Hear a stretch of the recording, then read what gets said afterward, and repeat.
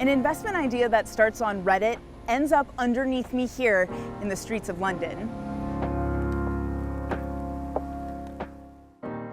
After getting name-checked on the subreddit Wall Street Bets, investors poured money into a silver ETF. But thanks to a weird quirk, commodity ETFs like that are backed by the actual physical asset itself. That means if I wanted to, I could turn in a share of the ETF and get the silver back. And that silver needs to be stored somewhere, and it's stored underground in a secretive system of vaults underneath London. It's not just silver either, gold ETFs operate this way too. That means taken together, there's 44,000 tons of gold and silver underneath the streets of London. That's heavier than the Statue of Liberty or 3 Brooklyn bridges or 4 Eiffel Towers. Now, as to the location of these vaults, it is a closely guarded secret.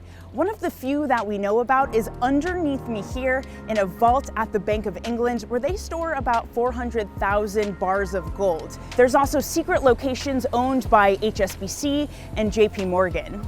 We spoke to an expert about this. When you see, the vast quantities of gold that are being held by some of these products, it's just kind of intriguing and it's amazing. But if you see the detail that goes along with all products, for example, GLD and all the other products, there are very important aspects of what happened that each of these providers make sure are getting it done. They're counting the gold on an annual basis. They're counting the gold on an interim basis.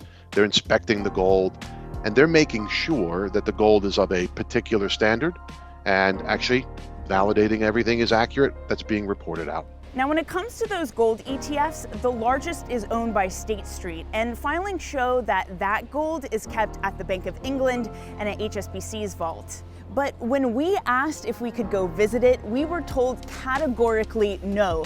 Not only for fear that we might expose its location for would-be robbers, but that anyone who does go to visit it, they automatically become a kidnapping target.